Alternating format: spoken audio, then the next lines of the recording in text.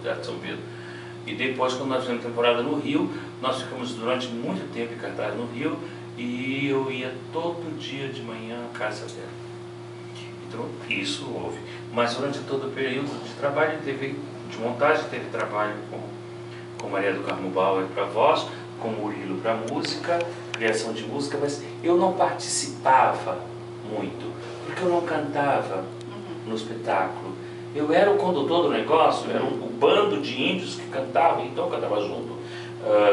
Mas tinha uma coisa sistematizada? Ah, não, vocês agora têm um exercício de voz X que todo dia vai fazer? Não, tinha todo dia, nós tínhamos 2 horas de música. Isso tinha diariamente uma carga horária sobre isso. Mas eu não saberia te dizer qual era o exercício chave que desmontava e desbloqueava. Tinha muito exercício de... Eu lembro que eu ficava num camarim lá em cima do São Pedro com Maria do Carmo, onde nós ficávamos todos sentados em cadeiras e tínhamos que tomar consciência de como era o palato, como respirava, como era por onde engolia, que a voz era um abraço sonoro, esse tipo de consciência que falar hoje diante de toda uma geração e de um culto de técnicas tão de saltos triplos mortais, isso é quase dizer, você sabe que você tem nariz e boca e língua, você está entendendo? Era assim, era falar hoje diante desse mundo tão especializado. Os nossos exercícios, eles eram primários perto dessa gente hoje, tão dotada de conceitos e preceitos e fundamentos. Nós não tínhamos nada disso. Então, era assim, mas eu volto a dizer, talvez eu esteja falando isso tudo e seja como diminuir a grandiosidade, ou a filosofia, ou a pedagogia de Antunes Filho, mas eu sou do início. Exatamente, eu sou do princípio do início. Eu sou ainda da gestação antes de nascer o filho. Sim. Então não existia esse mito construído e este grande homem que chama a cada semestre 30, que se inscreve em 400, você está entendendo? E passa para CPT1, CPT2, CPT-10, CPT, pré-CPT, você está entendendo? Porque a investigação é exatamente entender, depois a gente vai entrevistar mais 2 pessoas de outros períodos, mas é entender como é que se deu isso, assim. E eu achei muito curioso que o Jatati até falou, Glória, dá uma pesquisada sobre a casa laboratório que o Cacá tem, né, que trabalha. E aí eu queria saber dessa conexão, se você...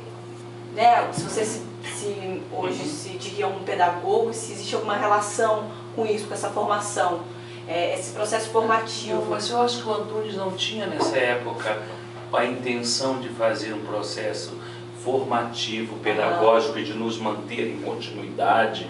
Sim, tinha, mas não era o propósito. O propósito era fazer um espetáculo. Um espetáculo que representasse o Brasil, que fosse significativo. Não que ele nos adotasse, nós seríamos um grupo. Não me lembro nunca de ter tido essa conversa. Claro, quando nós abandonamos, ele já fundou outro grupo e tudo bem. Mas, e veja bem, quando você me faz essas perguntas assim tão específicas, tão elaboradas, é como se você estivesse perguntando para um índio que em 1700 ou em 1560, se ele sabia como corta a faca, e se você imaginava que hoje nós teríamos faqueiros Tramontina, maravilhoso. Senhora, eu só cortava. Você está entendendo? Eu só abria porque eu queria comer. Hoje, no mundo aqui que eu estou, eu olhando para trás, eu digo incrível, porque olha, instintivamente, eu posso elaborar aqui uma bela frase, mas são frases que eu romancei o fato era, precisava fazer, como faz, cara? Pinta, e aí, quando eu fizesse, me passa um paninho aqui. Você acha que era um processo mais intuitivo, então? Não era só intuitivo, porque o olhar, senão eu estaria desmerecendo o olhar das pessoas que nos acompanhavam e nos perseguiam, tanto no registro dos improvisos, quanto na estrutura cênica para fazer a junção das coisas para estruturar, você está entendendo? Nós íamos estimulados e orientados para essas pessoas, mas nós não tínhamos esta visão da importância e do contexto cultural cultural onde estávamos inseridos e se aquilo era influenciado pelo princípio que Brooke fazia experimentos no teatro de tapete usando outras línguas, porque nós não faríamos se fôssemos conscientes disso. Sim. Eu estou te falando naquele momento antoniano de Antunes Filho. Hoje, as pessoas que vão a Antunes Filho já viram no YouTube cenas comigo, talvez, ou com outra pessoa que fez Macunaíma e sabe a diferença, como ele foi com o processo uau, etc. Uma loucura isso. E você tem acompanhado esse processo, os últimos espetáculos dele, ou a trajetória do Antunes? Você ficou quanto tempo lá, Cacá? Eu saí em 1980 para 81. Eu entrei em 77. Porque Mas eu vi, sim, muitas coisas dele, mas depois de um tempo, logo na sequência eu evitei de vê-lo e ele de me ver. Nós nos demos muito tempo de distância, era importante. Por alguma questão artística ou pessoal? Porque a minha separação dele, do trabalho dele e da pessoa dele, foi uma separação muito dolorida para nós dois. Eu não posso fazer medida de quem é mais importante porque eu fiz. Mas nasceu tudo sobre aquele grupo, com aquele grupo, e daquele grupo eu era aquele elemento sobre que faz o disco girar, sabe? E quando sai essa coisa do disco, esse camarada desanda, e sai desandado, e desanda o outro, e saiu com uma série de ataques pessoais, artísticos. Hoje em dia, olhando, considero até natural, porque por ser muito intenso, quando houve essa abrupta separação, nós não nos merecíamos e nem nos queríamos.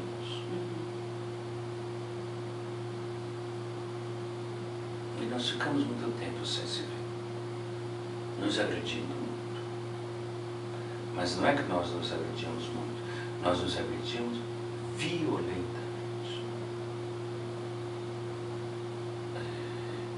Não porque ele me batesse ou batesse. Não. Nós dizíamos dentro de si coisas terríveis contra o outro. E isso deixa nódoa terrível dentro. E aí você fica distante da pessoa, porque você está matando a pessoa dentro de você. Que é a pior forma de matar. Então... são 8 horas, tá? Então nós levamos muito tempo para nos reencontrar. Com outros olhos, com outra cor de alma, com outra cor.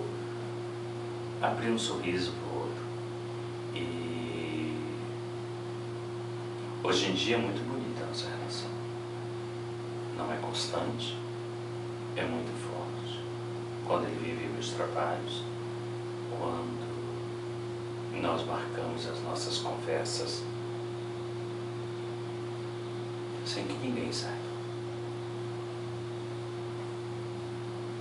Ele tem o meu telefone e eu tenho o telefone dele.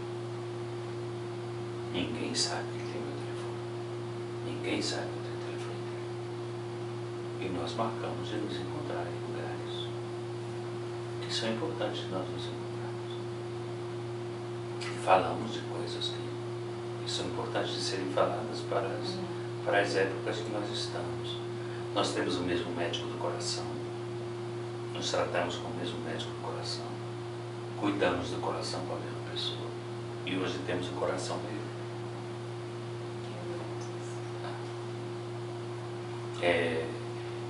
O que ele viu nesse trabalho, 2 vezes 2 igual a 5,